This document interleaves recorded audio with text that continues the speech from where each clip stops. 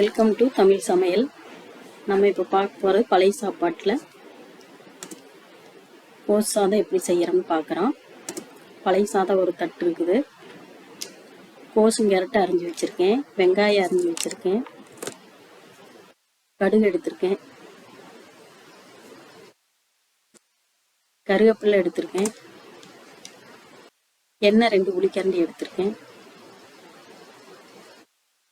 உப்பு தேவையான அளவு, மிளகுத்தூள் எடுத்து வச்சிருக்கேன், மஞ்சத்தூள் எடுத்து வச்சிருக்கேன்,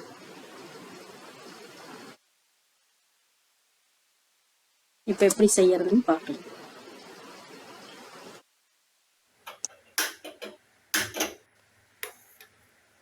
அடுப்பு பற்ற வச்சுக்கலாம்.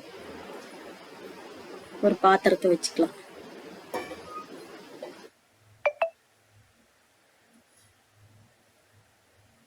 பாத்திரம் சூடானது எண்ணெயை ஊற்றிக்கலாம். கடலை எண்ணெய் எடுத்து வச்சிருக்க 2 குழிக்கரண்டி.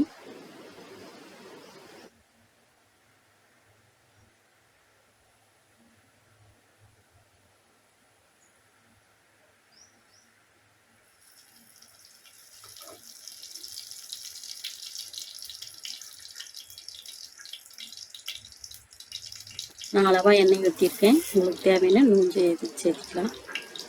கடுகு உளுந்தம் பருப்பு போட்டுக்கலாம்.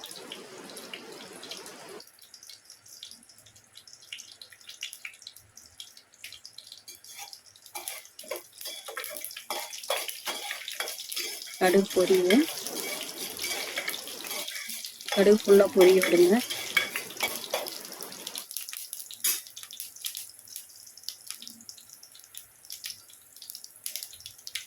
கருவேப்பிலை போடுறேன்.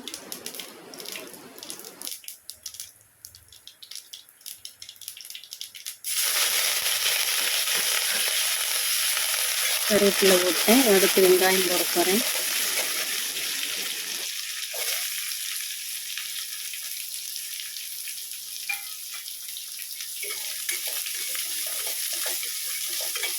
வெங்காயத்தை நல்லா வணக்கிங்க.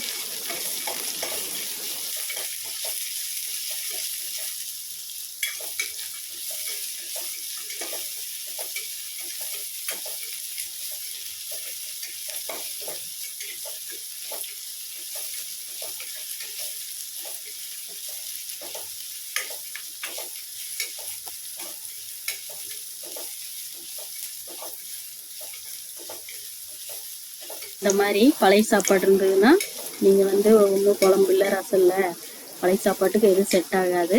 அந்த சமயத்தில் நீங்கள் காய்களை கூட போட்டு இந்த மாதிரி சூடு பண்ணி குழந்தைங்களுக்கு கொடுத்துடலாம். பழைய சாப்பாடும் வேஸ்ட் ஆகாது. இந்த மாதிரி செய்யுங்க. நல்லா டேஸ்ட்டாகவும் இருக்கும். குழம்பு ஊற்றி சாப்பிட்றத விட இது நல்லா டேஸ்ட்டாக இருக்கும். வெங்காயம் வணங்கிடுச்சு. கோஸும் கேரட்டும் ஒன்றா அரிஞ்சு வச்சுருக்கேன். உங்களுக்கு எவ்வளோ தேவையோ அவ்வளோ போட்டுக்குங்க. சாப்பாட்டுக்கு தகுந்த மாதிரி எடுத்துக்கோங்க. நான் 3 கேரட் போட்டிருக்கேன். சின்ன கோஸில் அரை கோஸ் போட்டிருக்கேன். கோஸை நல்லா வணக்கிங்க. வணக்கி நல்லா தண்ணி தெளித்து நல்லா வேக விடுங்க. நல்லா வெந்ததுனாக்க இந்த சாப்பாட்டோட ஒட்டு. மஞ்சத்தூள் போட்டுக்குங்க.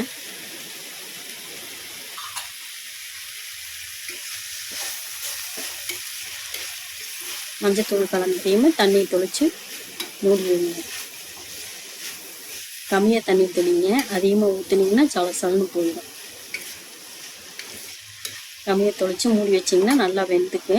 ஒரு 2-3 டைம் எடுத்து நல்லா பாருங்கள் வெந்துருச்சான்னு. நல்லா வெந்ததுக்கு பின்னாடி தான் மற்றது பொடிகளாம் சேர்த்தணும்.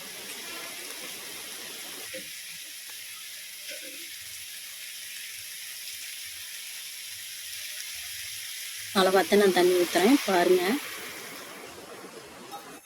பத்தலைன்னா கொஞ்சம் கூட தண்ணி ஊற்றி நீங்கள் நல்லா வேக வச்சு எடுத்துக்கோங்க.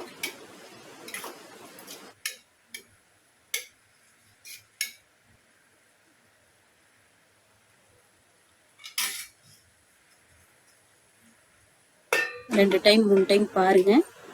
அடி பிடிக்கிற மாதிரி இருந்தால் சிம்மில் வச்சுக்கோங்க.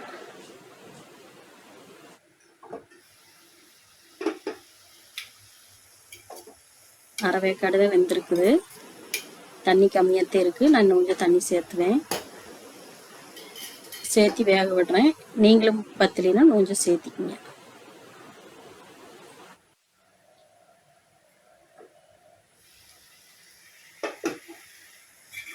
காய் வெந்துருச்சு.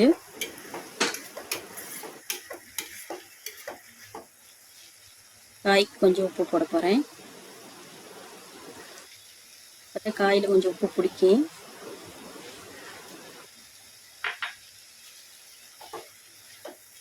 நல்லா கலந்துட்டு மறுபடியும் கொஞ்ச நேரம் விட்டு அப்புறம் மறுபடியும் சாதத்தை போட்டு கிளறினேன்.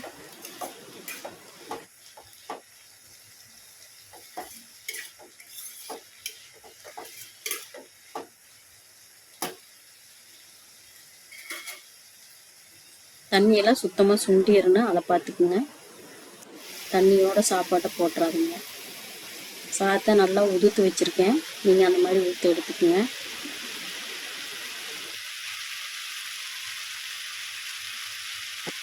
பார்த்து போட்டேன். போட்டு நல்லா பெரட்டி விட்டுக்குங்க.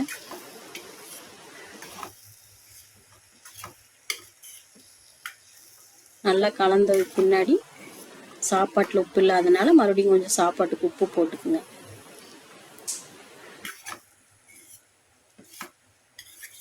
நான் வந்து மிளகா போடல, அதுக்கு பதிலா மிளகு எடுத்திருக்கேன். மிளகு வந்து காரமாக இருக்கிறதுனால எங்கள் காரத்துக்கு தகுந்த மாதிரி நான் போட்டிருக்கேன். உங்களுக்கு எவ்வளோ வேணுமோ அதுக்கு தகுந்த மாதிரி போட்டுக்குங்க. உங்களுக்கு காரம் அதிகமாக வேணுன்னா அதிகமாக சேர்த்திக்குங்க. காரம் கம்மியாக வேணுன்னா கம்மியாக போட்டுக்குங்க. நல்லா சாதம் சூடாயிரணும், அதை பார்த்துக்குங்க.